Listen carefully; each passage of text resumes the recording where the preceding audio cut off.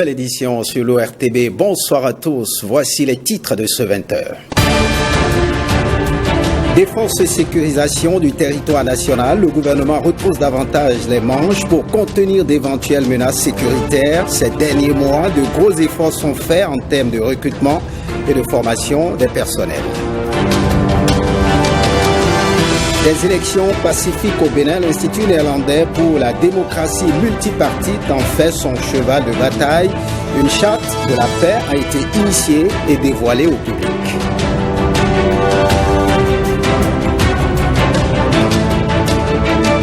Et puis la question de l'emploi des jeunes prime au conseil communal de Ouida. L'exécutif communal s'y est engagé depuis son installation avec à la clé des centaines d'emplois offerts à la jeunesse.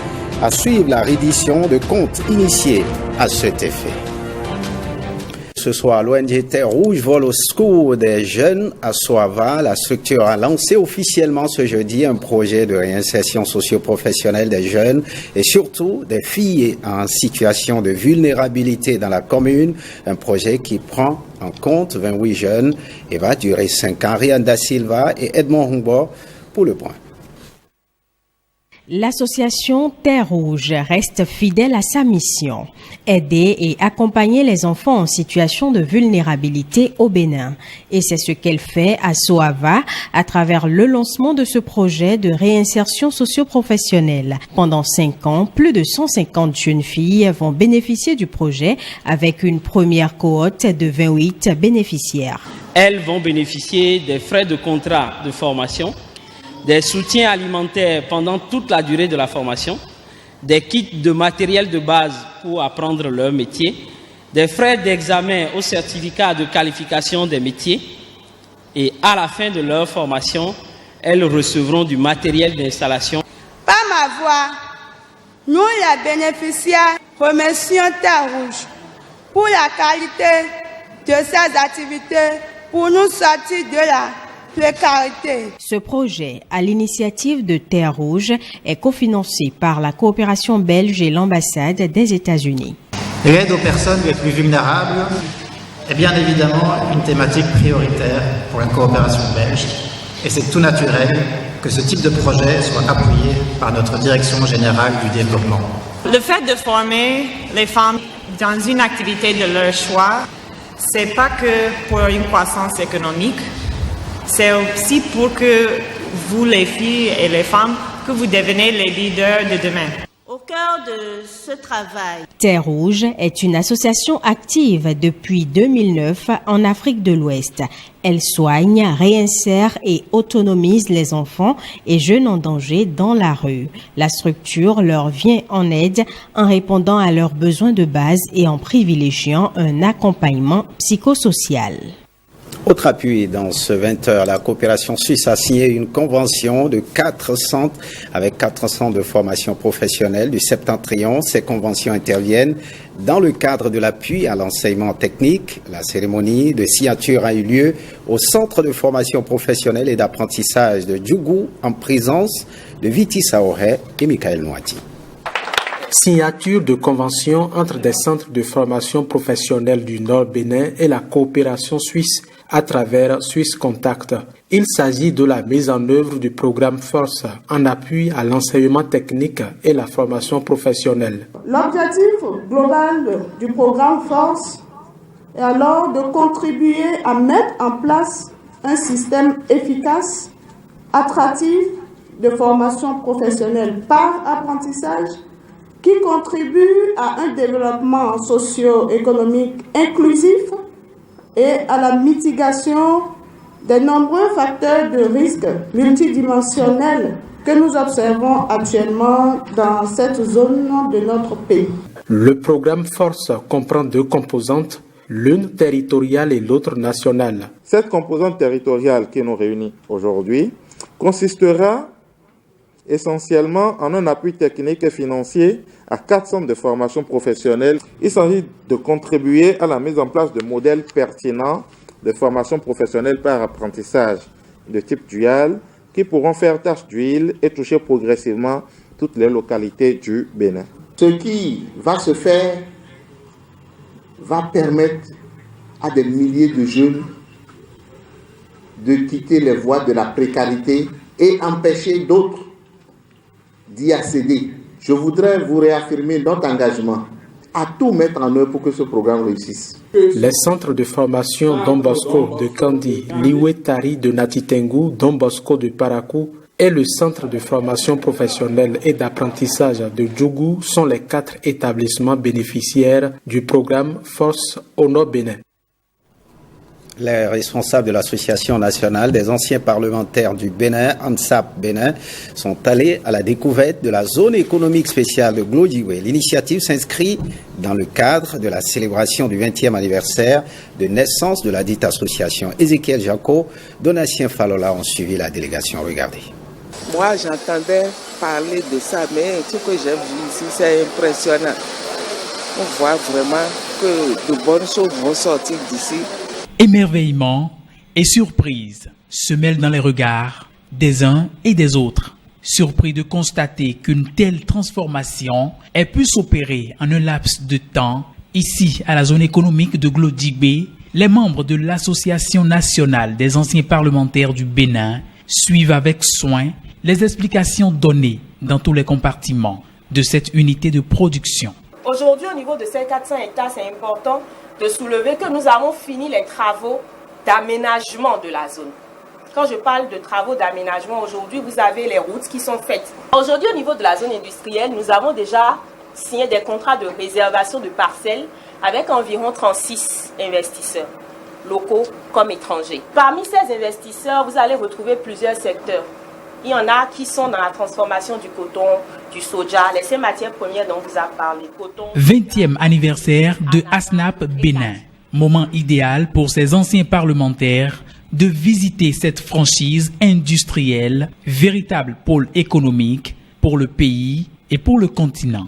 Nous avons décidé de voir la grosse unité qui se met en place ici. La transformation de nos produits ici pour notre propre consommation et pour l'exportation. Nous retenons qu'il y a beaucoup de réalisations en perspective.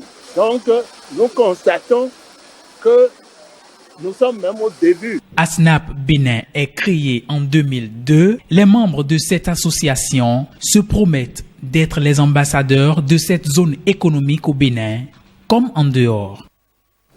Voyons à présent ces efforts pour renforcer la grande muette au Bénin.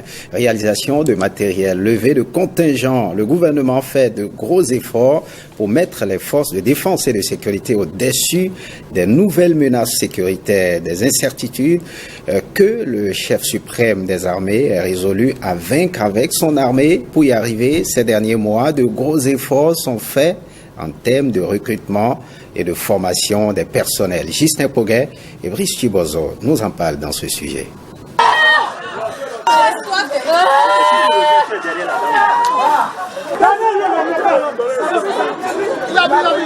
Ils sont à bout de souffle. Ils participent aux épreuves sportives pour intégrer les forces de sécurité et de défense, la police républicaine, comme les forces armées béninoises. Épreuves sportives, épreuves écrites et visites médicales sous la vigilance du chef militaire qui commande le gros de la troupe, le chef d'état-major de l'armée de terre. Il y a 3 épreuves en fonction des spécialités, bien entendu, parce qu'il y a des recrutements à titre normal, c'est-à-dire pour être soldat et avoir un métier en notre sein quand vous serez dedans. Et il y a maintenant ceux qui sont recrutés sur titre qui concernent les enseignants et les infirmiers. Des levées de contingents à tour de bras, mais il ne s'agit pas d'embarquer tous ceux qui veulent. Malgré le besoin, la sélection reste rigoureuse. Nous avons choisi de nous intéresser aux meilleurs, aux patriotes, aux jeunes gens en mesure de défendre le Bénin. Autrefois, dans l'armée, on envoyait les rébus de la société civile. Aujourd'hui, nous voulons les meilleurs. Mais on ne va pas à l'armée pour des pique-niques en montagne ou à la plage. On y va pour défendre les autres et quelquefois mourir pour qu'ils puissent vivre. J'ai dit à ces jeunes gens ce à quoi ils devaient s'attendre. La sueur, le sang, mais également la joie de servir son pays, la joie de servir le Bénin. Sacrifice d'une vie, douleur des familles, reconnaissance éternelle d'une nation pour le sacrifice suprême pour le Bénin. le Bénin éternel. Pour éviter ces moments de douleur, le gouvernement décide de faire face avec les fils de la nation, faire face en armant puissamment ses armées, faire face en construisant de nouvelles infrastructures pour protéger les troupes. Faire face aussi et surtout en levant des contingents pour renforcer les forces de sécurité et de défense en personnel. En autorisant le recrutement de ces jeunes gens, le président de la République et son gouvernement ont voulu donner aux forces de défense et de sécurité, entre autres moyens, les ressources humaines, premier maillon indispensable du système de défense du territoire et gage de la dispensation de la sécurité des personnes et des biens, conditions pour asseoir une économie durable. L'ennemi auquel nous faisons face aujourd'hui n'a pas de position, sinon on en aurait fini depuis, n'a pas d'identité, sinon on en aurait terminé, n'a pas de revendication, sinon on aurait entrepris les négociations. À chaque moment de leur histoire, les peuples ont le devoir de faire face à ce genre d'incertitude. L'armée béninoise est au tournant de son histoire par rapport à la sécurisation de ses populations et de ses frontières. Nous sommes attaqués. Nous avons des réponses et des réponses claires par rapport à ce qui se passe. Le recrutement et la formation de personnel combattant nécessitent d'énormes moyens. Le chef suprême des armées en est conscient et ne lésine pas sur les moyens pour doter son armée de troupes bien formées et équipées, capables de faire face. Dans le reste de l'actualité ce soir, le groupe de la Banque africaine de développement a organisé à Parakou une journée porte ouverte. Les producteurs, les acteurs de différents secteurs de la société civile, tous ont répondu présents à l'appel des responsables. Nestor Sella et Abdoulaye Friedrichshaw nous en disent davantage. La Banque africaine de développement, qui regroupe 54 États africains, ouvre ses portes aux organisations de la société civile béninoise. Une journée porte ouverte pour impliquer tous les acteurs dans la chaîne de production pour le bien-être des populations. Nous sommes venus ici à Parakou avec beaucoup d'espoir, d'écouter la société civile dans son entièreté, et elle est venue en force. Plus de 100 organisations de la société civile de tous les secteurs, depuis ceux du genre, pour parler à la BAD. Parce que nous leur avons dit, nous venons vous écouter. La Banque africaine de développement, comme vous savez, travaille avec les autorités gouvernementales pour accompagner les plans ambitieux du gouvernement dans tous les secteurs clés, notamment agriculture, infrastructure et autres. Un gouvernement travaille, il mobilise des gens comme nous, mais la réalité, c'est pour les populations. Et ceux qui sont aux côtés des populations et qui restent avec les populations, c'est très souvent les organisations de la société civile. C'est le dialogue non-stop. Les journées portes ouvertes, mais aussi d'autres mécanismes de dialogue qui seront constitutifs des différentes instances sur lesquelles la division société civile de la Banque travaille. Nous préparons la participation de la société civile à la COP 28 qui est prévue à Dubaï.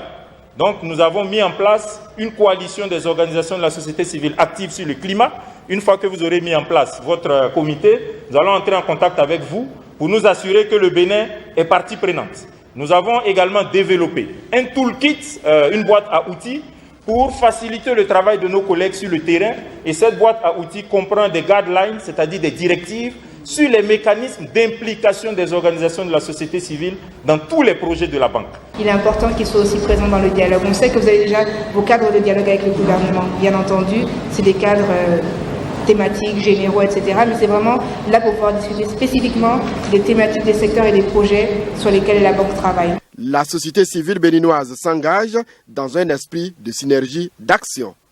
Nous nous engageons, mais nous attendons aussi à ce que la BAD et toute son équipe s'engagent envers les organisations de la société civile pour que les conclusions de cette journée porte ouverte soient mises en œuvre dans les meilleurs délais. Le Bénin abritera en 2023 le forum régional de la société civile.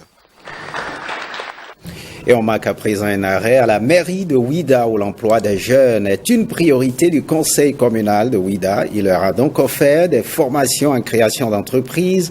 En 2 ans seulement, des centaines d'emplois directs et indirects sont créés et à la mairie en plein, et le maire donc en plein dans le combat pour l'emploi des jeunes, envisage encore de nouvelles perspectives pour réduire le chômage à Ouida. Suivez ces images commentées de Wenceslas Samoaimo.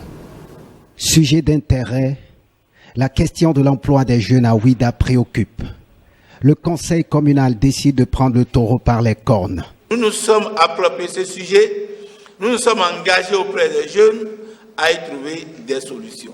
Depuis 2 ans, des initiatives se sont multipliées pour sortir la jeunesse de Ouida du chômage. Nous avions eu un protocole d'accord pour que la NPE puisse accompagner les jeunes de Ouida dans la recherche de l'emploi. L'engagement du conseil communal a porté ses fruits. Plus de 250 jeunes ont été impactés. Des emplois indirects créés, occasionnés par des entreprises en charge des grands travaux, ont couvert plus de 500 jeunes de Ouida. D'autres prestataires, notamment l'ONG Boujlave, ont contribué à former plus de 250 jeunes en entrepreneuriat et création d'entreprises. On ne peut que saluer telle initiative qui ne soutienne que les actions du chef de l'État, qui veut tout au moins que chaque jeune ait un emploi et soit plus autonome. On a écouté sa présentation au début, on a vu qu'il y a eu vraiment de la matière, puisque c'est un défi pour la ville de Ouida aujourd'hui et on se doit de le féliciter. Des efforts ont été faits, des efforts même appréciables. La politique d'emploi qui a été mise en place, je sens quand même que tout Ouida a été concerné, vu la justesse des idées, vu l'importance de tout ce qui a été développé, je me dois d'accompagner. L'espoir de bouter hors de Ouida, le chômage des jeunes se renforce. Le conseil communal maintient la veille.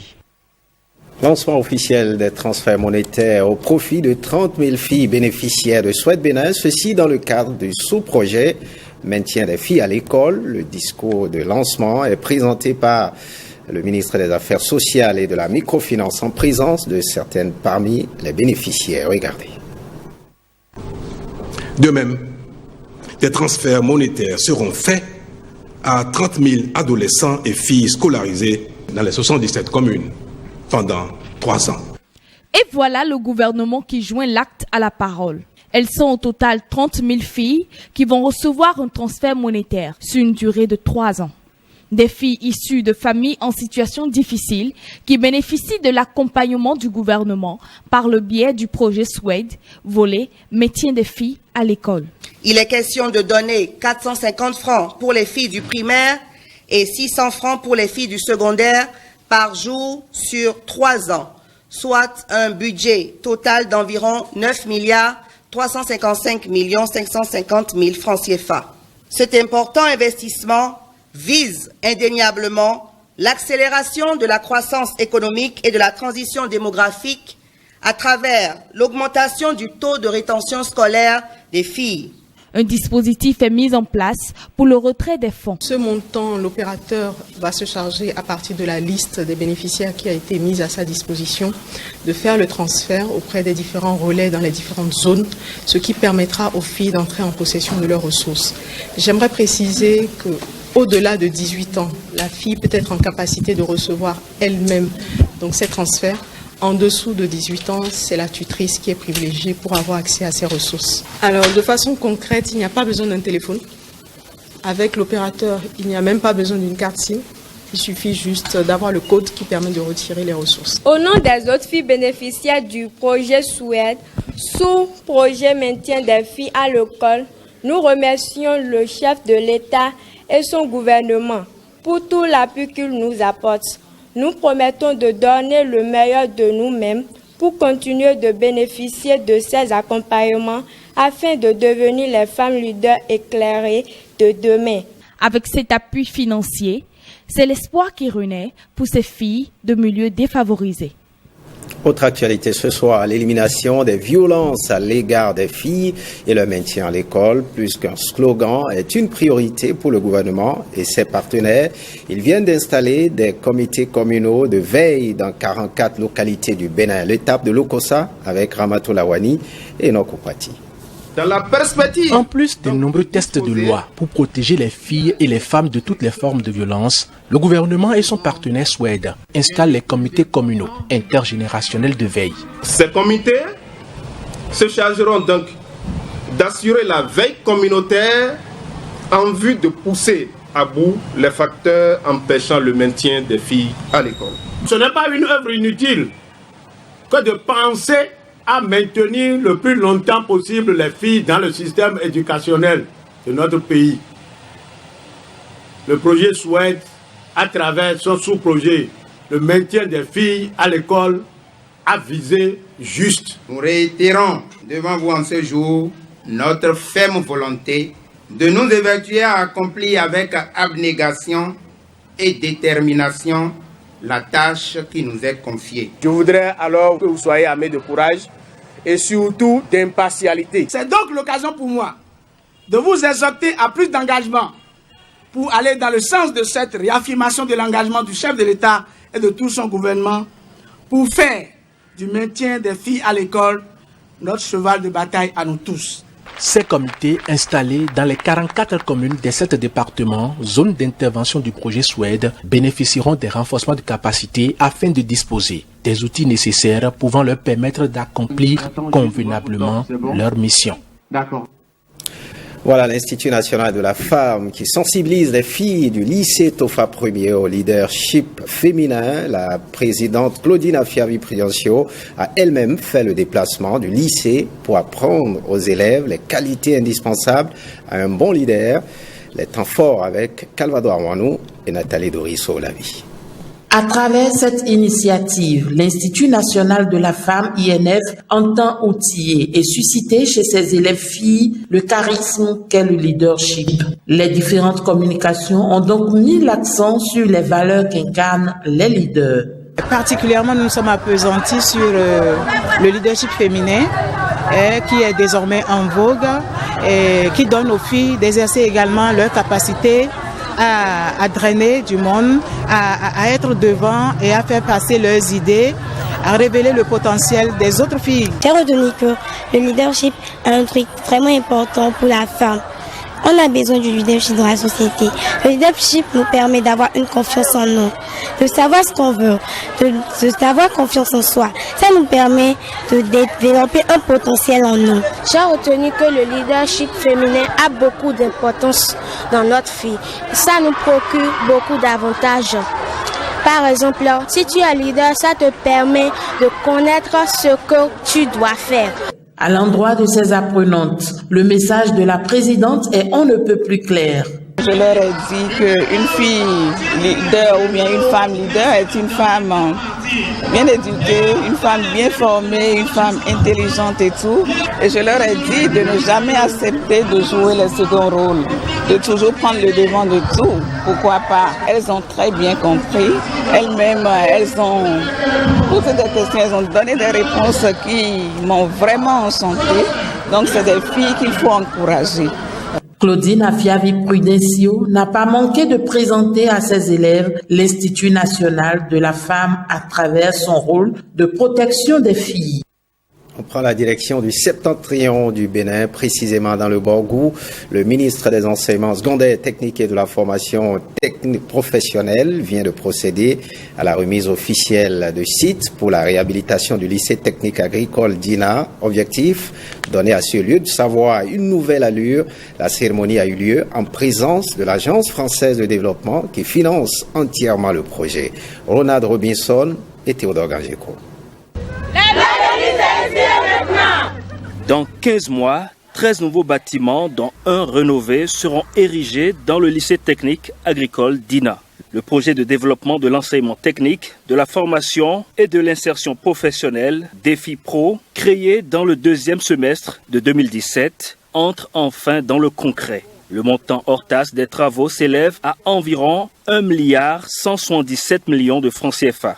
Rien qu'en regardant les dortoirs, les apprenants auront envie de venir étudier ici. Il y aura des salles de cours modernes, il y aura des ateliers de standing aux normes internationales. Il y aura un centre de ressources et il y a la filière machiniste agricole qui sera dotée d'ateliers et d'équipements. Le maître d'œuvre de cabinet studio 2AP, Il a conduit les études architecturales et techniques et il assurera également la surveillance et le contrôle des travaux afin de garantir leur exécution avec la qualité requise dans les règles de l'art et dans le respect des délais. Grand soulagement pour les usagers du lycée. La réalisation de ce projet est la première contribution de l'Agence française de développement aux infrastructures du Programme national pour la formation agricole et rurale. Nous sommes impatients que les travaux démarrent. Et nous comptons sur le groupement CGPS Sauton et Fils, ainsi que sur le cabinet de contrôle Studio 2AP, pour réaliser des infrastructures de qualité dans les délais impartis. Madame et Messieurs les représentants de l'AFD, je voudrais vous exprimer à nouveau la reconnaissance du gouvernement. La mise en œuvre de ce projet montre une fois encore l'importance de la coopération entre nos deux gouvernements. De quoi moderniser les infrastructures de formation technique et favoriser aux jeunes, même déscolarisés, l'accès à une formation de qualité, à l'emploi et à la sécurité alimentaire.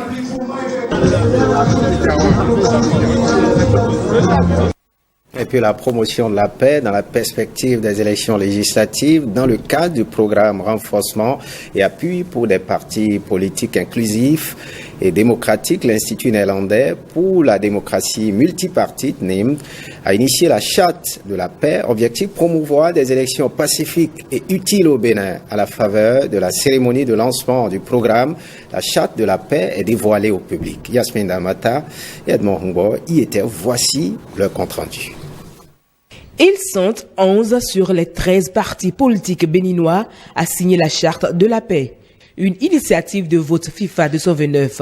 C'est à travers le programme Renforcement et appui pour les partis politiques inclusifs et démocratiques rapides. Cette charte exprime l'attachement des partis, toutes tendances confondues, à la préservation d'un climat de paix au Bénin. Nous espérons donc une appropriation complète des militants de tous les citoyens, ainsi que de toutes les parties prenantes au processus électoral, afin de garantir davantage la quiétude aux populations du Bénin. À tour de rôle, les 11 représentants des partis politiques ont pris la parole pour s'engager à préserver la paix au Bénin en période électorale.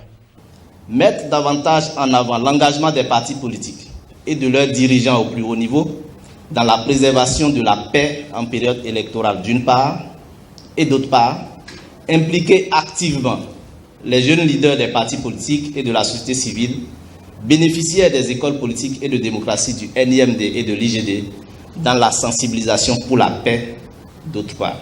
La cérémonie a pris fin par la remise des chartes à chaque parti politique présent. Ce journal se refait. Merci de l'avoir suivi. Rodrigue Babagbeto retrouve ce fauteuil à 23h30 pour l'édition de nuit. Bonne suite des programmes sur l'ORTB. Bon week-end à tous et à toutes.